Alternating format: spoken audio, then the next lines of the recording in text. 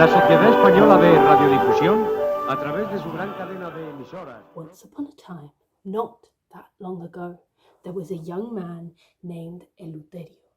Eleuterio was born 4 years after my grandma, and he came from a large nomadic family. He had a father and a mother and 6 siblings that then were 7 and then 8. But look, I've not come here to tell you the story of Eleuterio from the beginning because I've only got 10 minutes and I want to tell you the story that made him famous all over Spain and then all around the world, internationally famous. So famous that Boney M wrote a song about him, a banger, but that was much later on. And even though I'm not going to tell you the beginning, I'm also not going to tell you the ending or the present. Mainly because I don't know how it ends, because it's still happening. It's happening even now as we speak. Let's make some things clear before we continue. A. Eleuterio didn't know how to read or how to write. B. Eleuterio was a merchero, which is a kind of ethnic group defined by their nomadic nature. They're similar to gypsies, but they don't share the same origin. It's believed that they are a mix of a gypsy father and a white or paya mother. They're also defined by their profession, which has to do with tin. C. Eleuterio and his wife Chelito lived in a shack, which is a tiny little house that you build with your hands out of things that you find in the street. D. Gypsies and kinkis lived in shacks. E. Kinki means quincallero, which comes from quincalla. F.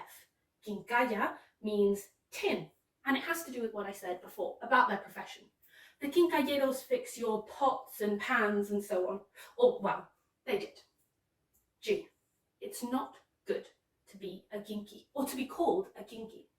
The mercheros were called kinkis derogatorily. If I don't wash my hair, or my clothes look a bit dishevelled, my grandma might say, "No salgas así, que pareces un kinky." Eleuterio and Chelito had a little boy. Eleuterio and Chelito weren't even 20 years old, and they were poor, like rats. Poor, like the kinkies are. One day, when the baby boy was crying and crying and starving, and Eleuterio was worrying and worrying, Medrano and Agudo, Eleuterio's neighbours, came along and said, "Listen, we're hungry too, and we have an idea. There's this jewellery shop in Bravo Murillo, and it's empty at lunchtime. It'll be very easy. Some silver bracelets, gold rings, in and out." The plan was to arrive on Agudo's motorbike, throw a brick to smash the window, and then fill their pockets with as many jewels as they could. It turned out that the preferred jewellery shop was closed, so they found another. They smashed the window and people came out from the shop. Agudo had an old gun on him, and when he saw the guard coming out, he shot, bang, only meaning to scare him, but he shot, and the bullet, bang, went right into the guard's lung, and he died ipso facto. And Eleuterio, terrified, hadn't been able to grab a ring, and he started running down Bravo Murillo Street. Down and down he ran, and the police ran after him, and he zigzagged in between people on the streets, the policemen shouting, "Stop! Stop! Stop that man!" But no one stopped Eleuterio, who ran and ran, the bullets so close, almost touching him, almost caressing him. It was a persecution only seen in films, in American films, gangster films, bandit films, pure Hollywood, right in the center of Madrid. But this isn't Hollywood, this is real life, because Eleuterio is alive, and he's a real person, not someone I made up. And stop that man! Eleuterio ran so fast, that he didn't realise one of his shoelaces was undone, and it got caught tangled, and Eleuterio tripped, and the shoe stayed behind, and he got up and kept running and running barefoot on one foot. Stop that man! Stop that man! One of the bullets bounced off a Seat 600. How unlucky. How terribly unlucky. One of the bullets that the policeman shot bounced off a Seat 600 and went right into the heart of an 8-year-old girl, whose name was Raquel.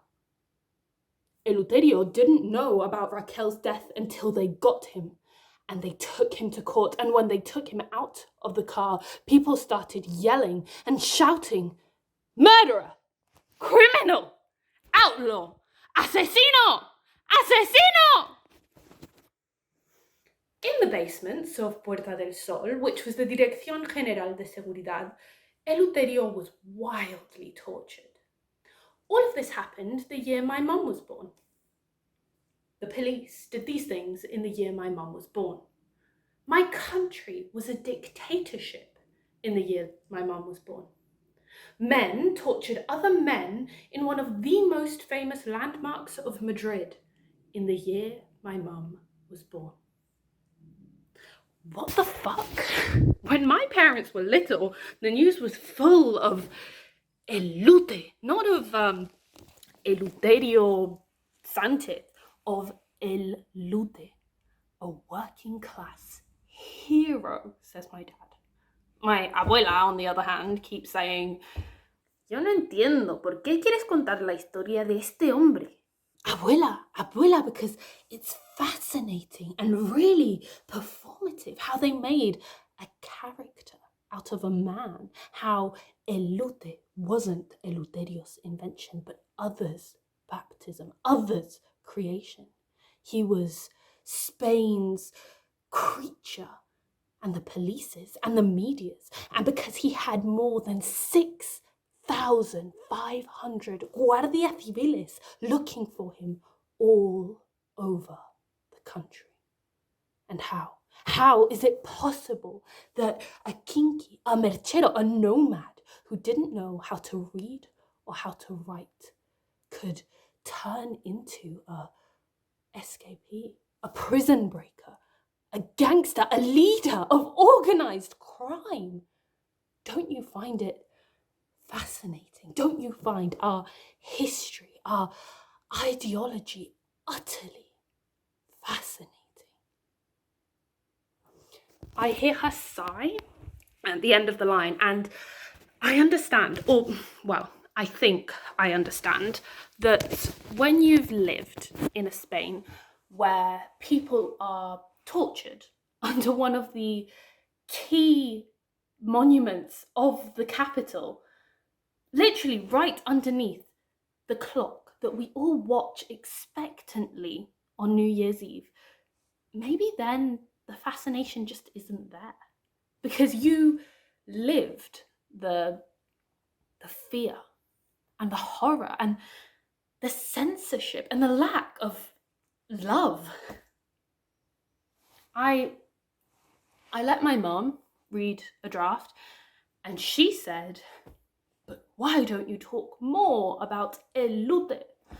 Why don't you say that he taught himself how to read and write, and he was a lawyer and had children and wrote books and gave talks? Why do you say he was a gypsy?" I don't remember him being a gypsy. He was poor and streetwise, but a gypsy? You need to do more research. So, I do. I talk more about Elute. After the judge commuted his death sentence to a life sentence, Eleuterio was transported from Santander to Madrid by train. Now, this next section gets a bit complicated, so stay with me. Eleuterio manages to get a replica of the key to his handcuffs, and he keeps it up his arsehole. Yes, correct, up his arsehole. And then once he's on the train, he says, "Please, may I go to the toilet?" And then once he's in the toilet, he takes the key out of his arse and he puts it in his mouth. Yes, correct, his mouth. And then he befriends the Guardia Civiles with his charisma, his charm, his sweet talk. And he asks again, "May I go to the toilet?" And they let him. He sees it. Then he sees his chance. He sees a door, a carriage door that goes to the outdoors, and it booms and resounds. Dum, dum, dum, dum. Dum, dum, booms and slams with the speed that was 80 kilometers per hour on the train from Santander to Madrid in 1966. The door, he says in the documentary, the door invites him. The door is inviting him. It's saying, "Eleuterio, this is your chance. This is your opportunity." And Eleuterio, who by then is already elute, throws himself out of the door of the train, traveling at 80 kilometers per hour from Santander to Madrid in 1966. I always reach for my abuelas.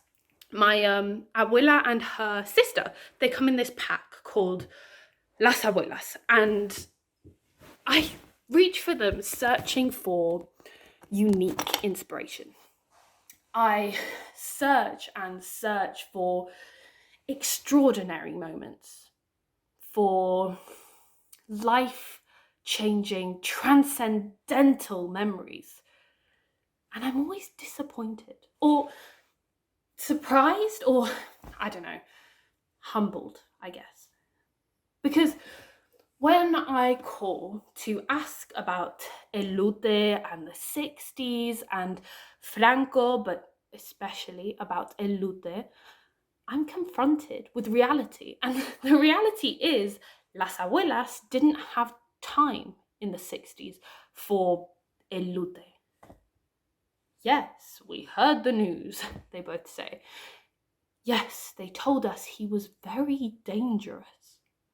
My abuela keeps saying, "Tenía otras cosas en la cabeza." Her sister says, "Empecé a trabajar con 14 años. No tenía tiempo para el lute." My abuela calls again and I pick up and she says, "Escúchame. La cosa es que en 1966, cuando el Lute estaba tirándose de los trenes y corriendo por España, a mi marido, a tu abuelo, lo estaba deteniendo la política social y se lo estaban llevando a los Bajos del Sol y después a la cárcel de Carabanchel. Entonces, espero que entiendas, yo no tenía tiempo para el Lute. Tenía otras cosas en la cabeza, cosas mucho más importantes que el kinky, cosas importantes de verdad, como a tu madre, que tenía 1 año, y un marido en la cárcel por rojo. Pero bueno, de eso ya te contaré más otro día." She says, and hangs up abruptly. And I start to think how it's a trend now in Spain to romanticize the past. And I wonder if we do that, if the people who do that are the ones who didn't live them. Like me, we who didn't live through a dictatorship can allow ourselves to look at its events with fascination and wonder.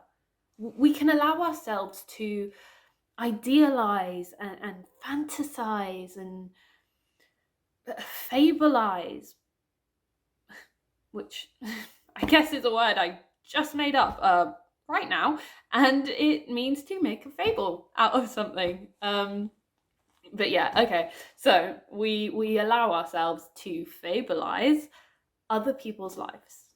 We make them into fairy tales, and we forget that maybe most likely, my grandma didn't have time for Elute because he was just that to her, a kinky. And I'm not trying to ignore her responsibility, and I'm also obviously not trying to take away from her pain or her fear. I want to understand them and understand where they came from. How did they become so ingrained in her mind and her heart? I think I hate this trend now in Spain to romanticize the past. We grab on to the memories. We find amidst the darkness the sweetest and most fantastical ones, and then we leave out the rest. And that is exactly what the journalists did. They picked bits and pieces of Elute's life, and then they just made up these frills and flourishes and just lies. I think I realized that maybe I am just doing exactly what they did, exactly what the Kinkies did, which was basically scavenging. If I'm not desperately searching for a reusable piece of tin, of history, just to get by another university assignment, which I thought was going to be really easy, and then it turned out to be this whole mass of contradictions. Because obviously my grandma's saying she doesn't want me to talk about him, and then my mum is saying she does want me to talk about him, and I just want to understand, what is it about Eleuterio's story that stirs this conversation, you know? That makes memories blurry and makes people uncomfortable to remember. It makes people look at me funny when I say, yes, I'm writing about Elute, but I'm also writing about Spain and the past and memories and remembering. And yes, I'm writing about Elute, but I'm also writing about us.